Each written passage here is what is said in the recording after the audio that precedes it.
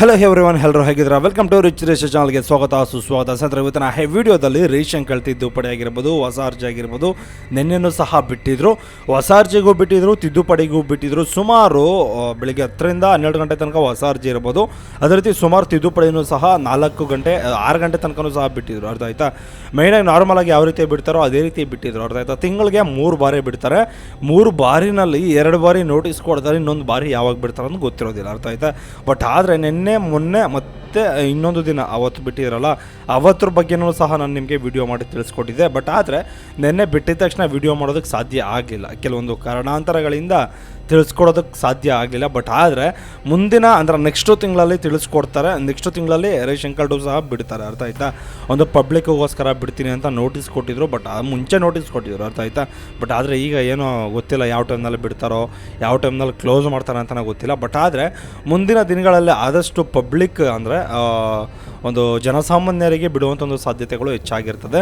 ನೀವೇನಾದರೂ ಹೊಸದಾಗಿ ration card ಅರ್ಜಿ ಆಗಿರ್ಬೋದು, ಅಥವಾ ತಿದ್ದುಪಡಿ ಮಾಡಿಸ್ಕೊಳ್ಳೋದಾಗಿರ್ಬೋದು, ಡೆತ್ ಆಗಿರೋ ಡಿಲೀಟ್ ಮಾಡಿಸೋದಕ್ಕೆ, ಅಡ್ರೆಸ್ ಚೇಂಜ್ ಮಾಡಿಸ್ಕೊಳ್ಳೋದಕ್ಕೆ, ಅಥವಾ ಬೇರೆ ಏನಾದರೂ ತಿದ್ದುಪಡಿ ಆಗಿರ್ಬೋದು, ಹೊಸ ಅರ್ಜಿ ಮಾಡಿಸ್ಕೊಳ್ಬೇಕು ಅಂದ್ಕೊಂಡಿದ್ರೆ ದಯವಿಟ್ಟು ದಾಖಲಾತಿಗಳನ್ನು ಕರೆಕ್ಟಾಗಿ ಇಟ್ಕೊಂಡಿರಬೇಕಾಗುತ್ತೆ. ಯಾಕೆಂದರೆ ಒಂದು ಸ್ವಲ್ಪ ಹೆಚ್ಚು ಕಡಿಮೆ ಆದ್ರೂ ಒಂದು ರಿಜೆಕ್ಟ್ ಆಗುವಂಥ ಒಂದು ಸಾಧ್ಯತೆಗಳು ಹೆಚ್ಚಾಗಿರ್ತದೆ. ಡಾಕ್ಯುಮೆಂಟ್ಸ್ಗಳು ಕರೆಕ್ಟಾಗಿರಬೇಕು. ಡಾಕ್ಯುಮೆಂಟ್ಸ್ಗಳು ಮೇಯ್ನಾಗಿ ಎಲ್ಲ ಆಧಾರ್ ಕಾರ್ಡಲ್ಲಾಗಿರ್ಬೋದು, ಕ್ಯಾಸ್ಟು, ಇನ್ಕಮಲ್ಲಿ ಅಡ್ರೆಸ್ಸು ಮತ್ತು ಹೆಸರು ಎಲ್ಲ ಒಂದೇ ರೀತಿಯಲ್ಲಿರೋ ಥರ ನೋಡ್ಕೊಳ್ಳಿ. ಅರ್ಥ ಆಯ್ತಾ? ಯಾಕೆಂದರೆ ಸುಮಾರು ಸಣ್ಣ ಪುಟ್ಟ ರೀಸನ್ಸ್ಗಳಿಂದ ರಿಜೆಕ್ಟ್ ಆಗುವಂಥದ್ದು ಸಾಧ್ಯತೆಗಳಿರ್ತದೆ. ಅದೇ ರೀತಿ ತುಂಬ ಇಂಪಾರ್ಟೆಂಟ್ ಆಗಿರುವಂಥದ್ದು, ಫ್ಯಾಮಿಲಿ ಹೆಡ್ ಯಾರು ಬರ್ತಾರೋ ಅವ್ರದ್ದೇನು ಮಾಡಬೇಕು ಅಂದರೆ, ನೀವು ಮೇಯ್ನ್ ತುಂಬ ಇಂಪಾರ್ಟೆಂಟ್ ಅಡ್ರೆಸ್ ಚೆಕ್ ಮಾಡಿಸ್ಕೊಳ್ಳಿ, ಅಡ್ರೆಸ್ ವೆರಿಫಿಕೇಷನ್ ಮಾಡ್ಕೊಳ್ಳಿ. ಅರ್ಥ ಆಯ್ತಾ? ನಿಮ್ಮ ಅಡ್ರೆಸ್ ಕರೆಕ್ಟಾಗಿದೆಯಾ? ಸಿಟಿ ಒಳಗಡೆ ಏನಾದರೂ ಇದ್ದರೆ ನೀವು ತುಂಬ ಇಂಪಾರ್ಟೆಂಟ್ ಆಗೋದೆ ಅಡ್ರೆಸ್ಸು, ಮನೆ ನಂಬರು. ಅರ್ಥ ಆಯ್ತಾ? ಮನೆ ನಂಬರು ಸಿಟಿ ಒಳಗಡೆ ಇದ್ದರೆ ನೀವು, ಇಲ್ಲ ಅಂದರೆ ಆಧಾರ್ ಕಾರ್ಡಲ್ಲಿ ಮನೆ ನಂಬರ್ ಇಲ್ಲ ಅಂದರೆ ಕೂಡಲೇ ಮನೆ ನಂಬರನ್ನು ಹಾಕಿಸ್ಕೊಳ್ಳಿ. ಅರ್ಥ ಆಯ್ತಾ? ಮನೆ ನಂಬರು ಸಮೇತ ಹಾಕಿಸ್ಕೊಳ್ಳಿ, ಏನೋ ಪ್ರಾಬ್ಲಮ್ ಆಗೋದಿಲ್ಲ. ಅಡ್ರೆಸ್ ಬೇಕಾದರೆ ಎಷ್ಟು ಬಾರಿ ಬೇಕಾದರೂ ಚೇಂಜು ಮಾಡಿಸ್ಬೋದು ಆಧಾರ್ ಕಾರ್ಡಲ್ಲಿ. ಅರ್ಥ ಆಯ್ತಾ? ನೀವು ಬಾಡಿಗೆ ಮನೇಲಿದ್ರೇನೋ ಪರವಾಗಿಲ್ಲ, ಒಂದು ಸ್ವಲ್ಪ ಮನೆ ನಂಬರನ್ನು ಹಾಕಿಸ್ಕೊಳ್ಳೋದನ್ನು ಪ್ರಯತ್ನ ಪಡಿ. ಆನಂತರ ರೇಷನ್ ಕಾರ್ಡ್ಗೆ ಅರ್ಜಿನ ಸಲ್ಲಿಸ್ಕೊಳ್ಳಿ. ಅರ್ಥ ಆಯ್ತಾ? ಮನೆ ನಂಬರು, ಪಿನ್ ಕೋಡು, ಏರಿಯಾ ಹೆಸರು, ಇಷ್ಟು ಅಡ್ರೆಸ್ಸು ನೀಟಾಗಿರಬೇಕು. ಅರ್ಥ ಆಯ್ತಾ? ಅದರಲ್ಲಿ ನಿಮ್ಮ ಗಂಡನ ಹೆಸರು, ತಂದೆ ಹೆಸರು ಇರಬೇಕಾಗುತ್ತೆ. ಇದೊಂದು ದಯವಿಟ್ಟು ಮೈಂಡಲ್ಲಿ ಇಟ್ಕೊಳ್ಳಿ. ಅರ್ಥ ಆಯ್ತಾ? ಯಾಕೆಂದರೆ ರೇಷನ್ ಕಾರ್ಡಲ್ಲಿ ಒಂದು ಸ್ವಲ್ಪ ಹೆಚ್ಚು ಕಡಿಮೆ ಆದರೂ ರಿಜೆಕ್ಟ್ ಆಗಿದೆ ಅಂತ ಸಿಕ್ಕಾಪಟ್ಟೆ ಜನ ಕಾಮೆಂಟ್ ಮಾಡ್ತಾಯಿದ್ದಾರೆ. ಅರ್ಥ ಆಯ್ತಾ? ಸುಮಾರು ಜನ ಫೋನು ಮಾಡ್ತಾರೆ. ಸಿಕ್ಕಾಪಟ್ಟೆ ಜನ ಏನು ಮಾಡಬೇಕು ಸರ್ ಹೇಳಿ ಅಂತ ತಿಳಿಸ್ಕೊಡಿ ಅಂತ ಸಿಕ್ಕಾಪಟ್ಟೆ ಜನ ಆಫೀಸ್ ಹತ್ರ ಬಂದು ಕೇಳ್ತಾರೆ. ಏಕೆಂದರೆ ಈ ಥರ ಒಂದು ಪ್ರಾಬ್ಲಮ್ಗಳು, ಈ ಥರ ಒಂದು ಸಿಚುವೇಷನ್ಗಳು ಸರ್ವೇ ಸಾಮಾನ್ಯ. ಅರ್ಥ ಆಯ್ತಾ? ರೇಷನ್ ಕಾರ್ಡ್ಗೆ ಒಂದು ಈ ಥರ ಸಿಚುವೇಷನ್ಗಳು ಬಂದು ರಿಜೆಕ್ಟ್ ಆಗೋದು ಸಿಕ್ಕಾಪಟ್ಟೆ ಇದೆ. ಕರೆಂಟ್ ಬಿಲ್ ಇಲ್ಲ ಅಂದರೂ ಸಹ ರಿಜೆಕ್ಟ್ ಮಾಡ್ತಾರೆ. ಈ ಥರ ಒಂದು ಪ್ರಾಬ್ಲಮ್ಗಳು ಸರ್ವೇ ಸಾಮಾನ್ಯವಾಗಿ ಇದ್ದೇ ಇರ್ತವೆ. ನೀವೇನು ಮಾಡಬೇಕು ಅಂದರೆ, ಎಲ್ಲನೂ ಸಹ ಸಣ್ಣ ಪುಟ್ಟ ಪ್ರತಿಯೊಂದೂ ಸಹ ಕರೆಕ್ಷನ್ಸ್ ಮಾಡಿಕೊಂಡು ನೀವು ಆನಂತರ ಜನಸಾಮಾನ್ಯರಿಗೆ ಬಿಟ್ಟಾಗ ರೇಷನ್ ಕಾರ್ಡ್ಗೆ ಅರ್ಜಿಯನ್ನು ಸಲ್ಲಿಸ್ಕೊಳ್ಳಿ. ಅರ್ಥ ಆಯ್ತಾ? ಯಾರೂ ಸಹ ಮಿಸ್ ಮಾಡ್ಕೊಳ್ಬೇಡಿ. ಅದೇ ರೀತಿ ತುಂಬ ಇಂಪಾರ್ಟೆಂಟ್ ಆಗಿರುವಂಥದ್ದು, ರೇಷನ್ ಕಾರ್ಡು ನೆಕ್ಸ್ಟು ಯಾವಾಗ ಬಿಡ್ತಾರೆ ಅಂತ ಸಿಕ್ಕಾಪಟ್ಟೆ ಜನ ಕೇಳ್ತಾ ಇದ್ದೀರಾ. ಮೊನ್ನೆ ಬಿಟ್ಟಿದ್ರು, ಅಂದರೆ ನಿನ್ನೆನೂ ಸಹ ಬಿಟ್ಟಿದ್ರು, ಮೊನ್ನೆನೂ ಸಹ ಬಿಟ್ಟಿದ್ರು. ಎಷ್ಟೋ ಜನಕ್ಕೆ ಬಿಟ್ಟಿರುವಂಥದ್ದು ಸೂಚನೆ ಗೊತ್ತಿರಲಿಲ್ಲ, ಆ ಸುಳುವೇ ಇರಲಿಲ್ಲ. ಅರ್ಥ ಆಯ್ತಾ? ಎಷ್ಟೋ ಜನ, ಕೆಲವರು ಮಾತ್ರ ಬಂದು ಅರ್ಜಿನ ಸಲ್ಲಿಸ್ಕೊಂಡ್ರು, ಇನ್ನು ಕೆಲವರು ಯಾರಿಗೂ ಸಹ ಗೊತ್ತೇ ಇರಲಿಲ್ಲ. ಬಟ್ ಆದರೆ ನೆಕ್ಸ್ಟ್ ತಿಂಗಳು ಎಮರ್ಜೆನ್ಸಿ ಅಂದರೆ ಮೆಡಿಕಲ್ ಎಮರ್ಜೆನ್ಸಿಗಂತಲೇ 3 ದಿನ ಕಂಪಲ್ಸರಿಯಾಗಿ ಬಿಟ್ಟೇ ಬಿಡ್ತಾರೆ. 3 ದಿನವೂ ಸಹ 2 ಅವರ್ ಬಿಡ್ತಾರೆ. ಅರ್ಥ ಆಯ್ತಾ? ಹೊಸ್ದಾಗಿ 2 ಅವರು ನಿಮ್ಮ ಡಿಸ್ಟಿಕ್ಕಿಗೆ ಸಂಬಂಧಪಟ್ಟರೋ ಹಾಗೆ 2 ಅವರ್ ಬಿಡ್ತಾರೆ. ಆ 2 ಅವರ್ನೂ ಸಹ ನೀವು ಅರ್ಜಿನ ಸಲ್ಲಿಸ್ಬೋದು, ಏನೋ ಸಮಸ್ಯೆಗಳಾಗೋದಿಲ್ಲ. ಅರ್ಥ ಆಯ್ತಾ? ನಿಮಗೇನಾದರೂ ರೇಷನ್ ಕಾರ್ಡ್ ಏನಾದರೂ ಯಾವ ಟೈಮ್ನಲ್ಲಿ ಬಿಡ್ತಾರೆ ಅಂತ ಗೊತ್ತಿಲ್ಲ ಅಂದ್ರೆ ನಮ್ಮ ಚಾನಲ್ಗೆ ಸಬ್ಸ್ಕ್ರೈಬ್ ಮಾಡಿಕೊಂಡು ಹಾಗೆ ಬೆಲ್ ಐಕೊಂಬಿಟ್ಟ ಮೇಲೆ ಕ್ಲಿಕ್ ಮಾಡಿ ನೋಟಿಫಿಕೇಷನ್ ಬೆಲ್ ಎನೇಬಲ್ ಮಾಡ್ಕೊಳ್ಳಿ. ಅರ್ಥ ಆಯ್ತಾ? ಬಿಟ್ಟಿದ ತಕ್ಷಣ ಇಮಿಡಿಯೇಟ್ಲಿ ನಾನು ವೀಡಿಯೋವನ್ನು ಅಪ್ಲೋಡ್ ಮಾಡ್ತೀನಿ. ನಿಮಗೂ ಸಹ ಒಂದು ನೋಟಿಫಿಕೇಷನ್ ಮೂಲಕ ರೀಚ್ ಆಗುತ್ತೆ ವೀಡಿಯೋಸ್ ಅಂತ ಹೇಳೋದಕ್ಕೆ ನಾನು ಇಷ್ಟಪಡ್ತೀನಿ. ಯಾಕೆಂದರೆ ರೇಷನ್ ಕಾರ್ಡು ಪ್ರತಿಯೊಬ್ಬರಿಗೂ ಸಹ ಅತ್ಯವಶ್ಯಕತೆ. ಪ್ರತಿಯೊಬ್ಬರಿಗೂ ರೇಷನ್ ಕಾರ್ಡ್ ಇರಲೇಬೇಕು, ಅದರಲ್ಲೂ ಬಡವ್ರಿಗಂತೂ ಇರಲೇಬೇಕು. ಏನಾಗಿದೆ ಗೊತ್ತಾ, ನಮ್ಮ ಸಮಾಜದಲ್ಲಿ ಬಡವ್ರಿಗೊಬ್ಬರಿಗೆ ಬಿಟ್ಟು ರೇಷನ್ ಕಾರ್ಡ್ ಮಿಕ್ಕಿರೋರು ಎಲ್ಲರ ಹತ್ರನೂ ಇದೆ ಗುರು. ಅರ್ಥ ಆಯ್ತಾ? ಇದು ಒಂದು ನಮ್ಮ ಸಮಾಜದ ಪರಿಸ್ಥಿತಿ. ನನ್ನ ಉದ್ದೇಶ ಏನು ಗೊತ್ತಾ, ಪ್ರತಿಯೊಬ್ಬರು ರೇಷನ್ ಕಾರ್ಡ್ ಮಾಡಿಸ್ಕೊಳ್ಬೇಕು, ಪ್ರತಿಯೊಬ್ಬರಿಗೂ ಅನುಕೂಲ ಆಗಬೇಕು, ಬಡ ಜನರಿಗೂ ಸಹ ತುಂಬ ಉಪಯೋಗ ಆಗಬೇಕು. ಅರ್ಥ ಆಯ್ತಾ? ಶ್ರೀಮಂತರ ಹತ್ರ ರೇಷನ್ ಕಾರ್ಡ್ ಇರ್ತದೆ, ಏನು ಅವ್ರ ಅರ್ಹನೇ ಅಲ್ಲ ಅದಕ್ಕೆ, BPLಗೆ. ಅರ್ಥ ಆಯ್ತಾ? ಅಂಥವ್ರ ಹತ್ರ ಎಲ್ಲ BPL ರೇಷನ್ ಕಾರ್ಡ್ಗಳಿರ್ತವೆ. ಬಟ್ ಆದರೆ ಒಂದು BPL ರೇಷನ್ ಕಾರ್ಡ್ ಯಾರ ಹತ್ರ ಇರಬೇಕು ಅಂಥವ್ರ ಹತ್ರನೇ BPL ರೇಷನ್ ಕಾರ್ಡ್ ಇರೋದಿಲ್ಲ. ಅರ್ಥ ಆಯ್ತಾ? ಇದು ಒಂದು ನಮ್ಮ ಸಮಾಜದ ಒಂದು ಗುಣ ಅಂತಲೇ ಹೇಳ್ಬೋದು. ಅರ್ಥ ಆಯ್ತಾ?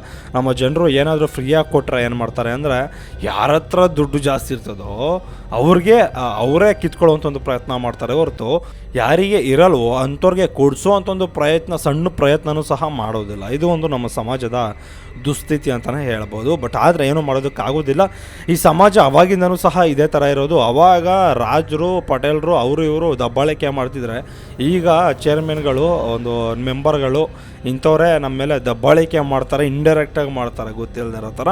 ಏನೋ ಮಾಡೋದಕ್ಕೆ ಚಾನ್ಸ್ ಇಲ್ಲ, ಅರ್ಥ ಆಯ್ತಾ? ಯಾಕೆಂದರೆ ಈ ಥರ ಒಂದು ಸಿಚುವೇಶನ್ಗಳು ಪ್ರತಿಯೊಬ್ಬರಿಗೂ ಸಹ ಬರ್ತವೆ. ಏನಾದರೂ ಬಡವ್ರಿಗೆ ಅನುಕೂಲ ಆಗೋ ರೀತಿಯಲ್ಲಿ ಏನೂ ಸಹ ಕರೆಕ್ಟಾಗಿ ಆಗ್ತಿಲ್ಲ ಈಗಿನ ಸಿಚುವೇಶನ್ಗಳಲ್ಲಿ, ಈಗಿನ ದಿನಗಳಲ್ಲಿ, ಅರ್ಥ ಆಯ್ತಾ? ದಯವಿಟ್ಟು BPL ಕಾರ್ಡ್ ಪ್ರತಿಯೊಬ್ಬರಿಗೂ ಸಹ ಸಿಗೋ ಥರ ಮಾಡಿ. ಯಾಕೆಂದರೆ ನಾನು ವೀಡಿಯೋ ಮಾಡಿ ಬಿಟ್ಟಿದ ತಕ್ಷಣ ಇಮಿಡಿಯೇಟ್ಲಿ ಪ್ರತಿಯೊಬ್ಬರಿಗೂ ಸಹ ಶೇರ್ ಮಾಡೋದನ್ನು ನೀವು ಕಲ್ತ್ಕೊಂಡ್ರೆ, ನೀವು ಸ್ವಲ್ಪ ಎಫರ್ಟ್ ಹಾಕಿದ್ರೆ ಈ ಥರ.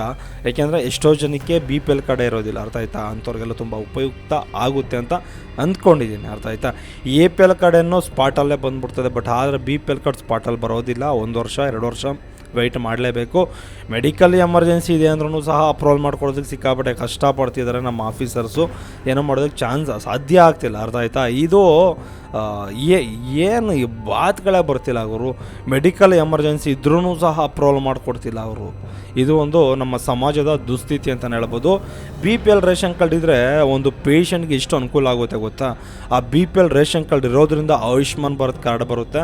ಅದೇ ರೀತಿ ಆಯುಷ್ಮಾನ್ ಕಾರ್ಡಿಂದ ಒಂದು 5 ಲಕ್ಷ ಫ್ಯಾಮಿಲಿಗೆ ಇನ್ಶೂರೆನ್ಸ್ ಕವರೇಜ್ ಸಿಗುತ್ತೆ, ಅರ್ಥ ಆಯ್ತಾ? 5 ಲಕ್ಷದ ಟ್ರೀಟ್ಮೆಂಟ್ಗೆ ಆಗೋಷ್ಟು ಹಣ ಸಿಗುತ್ತೆ. ತುಂಬ ಎಮರ್ಜೆನ್ಸಿ ಇದ್ದರೆ, ಏನಾದ್ರು ಆಪ್ರೇಷನ್ಸ್ಗಳಿದ್ರೆ, ತುಂಬ ಕಾಯಿಲೆ ಬಿದ್ದಿದ್ರೆ, ಈ ಥರ ಒಂದು ಸಿಚುವೇಶನ್ಸ್ಗಳು ಪ್ರತಿಯೊಬ್ಬರಿಗೂ ಸಹ ಗೊತ್ತಿರ್ತದೆ. ಆ ಗೊತ್ತಿರೋ ಕಳ್ಳನ ಮಕ್ಕಳೇ ಮಾಡ್ಕೊಡಲ್ರು ಅಧಿಕಾರಿಗಳು, ಅರ್ಥ ಆಯ್ತಾ? ಅಪ್ರೂವಲ್ಗೆ ಬಿಟ್ಟಾಗಿ ಇಮಿಡಿಯೇಟ್ಲಿ ಅಪ್ರೂವಲ್ ಮಾಡಿಕೊಟ್ರೆ ಮೆಡಿಕಲ್ ಎಮರ್ಜೆನ್ಸಿ ಅವರಿಗೆ ಸಿಕ್ಕಾಪಟ್ಟೆ ಅನುಕೂಲ ಆಗುತ್ತೆ. ಯಾವುದೋ ಒಂದು 5-6 ತಿಂಗಳು ಹಿಂದೆ, ಅರ್ಥ ಆಯ್ತಾ, ಒಂದು ಪಾಪಗೆ ಏನೋ ಹುಷಾರಿಲ್ದಂಗೆ ಆಗಿರ್ತದೆ. ಬಟ್ ಆದರೆ ಸರ್ವರ್ ಇರೋದಿಲ್ಲ, ಅರ್ಥ ಆಯ್ತಾ? ಇದು ಒಂದು ನಮ್ಮ ಸರ್ಕಾರದ ಪರಿಸ್ಥಿತಿ, ಅರ್ಥ ಆಯ್ತಾ? ಈ ಸರ್ಕಾರ ಆದ್ರೇನು, ಯಾವ ಸರ್ಕಾರ ಆದ್ರೇನು ನಮ್ಮ ಜನರಿಗೆ ಅನುಕೂಲ ಮಾಡಿ ಕೊಡದೇ ಇರುವಂಥ ಒಂದು ಸರ್ಕಾರ ಇದೆಂಥ ಸರ್ಕಾರ ಅಂತಲೇ ಗೊತ್ತಾಗ್ತಿಲ್ಲ. ಇದೊಂದೇ ಅಲ್ಲ, ಅರ್ಥ ಆಯ್ತಾ? ಹಿಂದೆನೂ ಅಷ್ಟೇ ಸುಮಾರು ರೇಷನ್ ಕಾರ್ಡ್ಗಳು ಪೆಂಡಿಂಗಲ್ಲಿವೆ. ಇನ್ನೂ ಸಹ 2 ವರ್ಷ 3 ವರ್ಷ ಆಗಿದೆ ಅಪ್ಲಿಕೇಶನ್ ಹಾಕಿಸ್ಕೊಂಡು, ಅಪ್ರೂವಲ್ ಮಾಡಿಲ್ಲ. ಏನಕ್ಕೋಸ್ಕರ ಅಪ್ರೂವಲ್ ಮಾಡೋದಿಲ್ಲ? ಏನು ಇದರಿಂದ ರೀಸನ್ ಏನು, ಸಮಸ್ಯೆ ಏನು ನಿಮಗೆ ಅಪ್ರೂವಲ್ ಮಾಡೋದ್ರಿಂದ ಅಂತ ಗೊತ್ತಾಗ್ತಿಲ್ಲ. ಈಗಿನ ಸಿಚುವೇಷನಲ್ಲಿ ಗೃಹಲಕ್ಷ್ಮಿ ಆಗಿರ್ಬೋದು, ಅನ್ನಭಾಗ್ಯ ಯೋಜನೆ ಆಗಿರ್ಬೋದು, ಹಣ ಡಬಲ್ ಆಗುತ್ತೆ ಅಂತ ಏನೋ ಅಪ್ರೂವಲ್ ಮಾಡ್ತಾಯಿಲ್ಲ ಅಂತ ಎಲ್ಲರೂ ಜನ ಮಾತಾಡ್ತಿದ್ರು, ಅರ್ಥ ಆಯ್ತಾ? ಬಟ್ ಆದರೆ ಇದು ಈಗಿನ ಸಿಚುವೇಷನ್ಗೆ ಸ್ವಲ್ಪ ಯೋಚನೆ ಮಾಡೋದಾದರೆ ಇದು ರೈಟ್ ಅಂತ ನಮಗೂ ಸಹ ಅನಿಸುತ್ತೆ, ಅರ್ಥ ಆಯ್ತಾ? ಏನೋ ಮಾಡೋದಕ್ಕೆ ಸಾಧ್ಯ ಆಗೋದಿಲ್ಲ. ಯಾಕೆಂದರೆ ಈ ಥರ ಒಂದು ಸಿಚುವೇಷನ್ಗಳು ಪ್ರತಿಯೊಬ್ಬರಿಗೂ ಸಹ ಬರ್ತಾನೆ ಇರ್ತದೆ. ನೀವೇನಾದರೂ BPL ಕಾರ್ಡ್ ಮಾಡಿಸ್ಕೊಂಡಿಲ್ಲ ಅಂದರೆ ಆದಷ್ಟು BPL ಕಾರ್ಡ್ ರೇಷನ್ ಕಾರ್ಡ್ನ ಮಾಡಿಸ್ಕೊಳ್ಳೋದಕ್ಕೆ ಪ್ರಯತ್ನ ಪಡಿ. ಎಲ್ಲೂ ಸಹ ಒಂದು ಕಾಂಪ್ರಮೈಸ್ ಆಗೋದಕ್ಕೆ ಹೋಗಬೇಡಿ ಜೀವನದಲ್ಲಿ, ಅರ್ಥ ಆಯ್ತಾ? ಈ ರೇಷನ್ ಕಾರ್ಡ್ ಮಾಡಿಸ್ಕೊಳ್ಬೇಕು ಅಂದ್ಕೊಂಡಿದ್ರೆ ಖಂಡಿತವಾಗ್ಲೂ ಮಾಡಿಸ್ಕೊಳ್ಳಿ, ಅರ್ಥ ಆಯ್ತಾ? ಓಕೆ, ಇದೇ ರೀತಿ ಯಾವುದಾದ್ರೂ ಅಪ್ಡೇಟಿಂಗ್ ಆದ ವಿಚಾರಗಳಿದ್ರೆ ಖಂಡಿತ ತಿಳಿಸ್ಕೊಡುವಂಥ ಒಂದು ಪ್ರಯತ್ನ ಮಾಡ್ತೀನಿ. ದಯವಿಟ್ಟು ನಮ್ಮ ಚಾನಲ್ಗೆ ಯಾರಾದರೂ ಫಸ್ಟ್ ಟೈಮ್ ವಿಸಿಟ್ ಮಾಡಿದರೆ ಕೂಡಲೇ ಸಬ್ಸ್ಕ್ರೈಬ್ ಮಾಡಿಕೊಂಡು ಹಾಗೆ ಬೆಲ್ ಐಕಾನ್ ಬಟನ್ ಮೇಲೆ ಕ್ಲಿಕ್ ಮಾಡಿ. ಇದೇ ರೀತಿ ಯಾವುದಾದ್ರೂ ಅಪ್ಡೇಟಿಂಗ್ ವಿಚಾರಗಳಿದ್ರೆ ಖಂಡಿತ ತಿಳಿಸ್ಕೊಡುವಂಥ ಒಂದು ಪ್ರಯತ್ನ ಮಾಡ್ತೀನಿ. ಬಾಯ್, ನೆಕ್ಸ್ಟ್ ವಿಡಿಯೋದಲ್ಲಿ ಸಿಗೋಣ.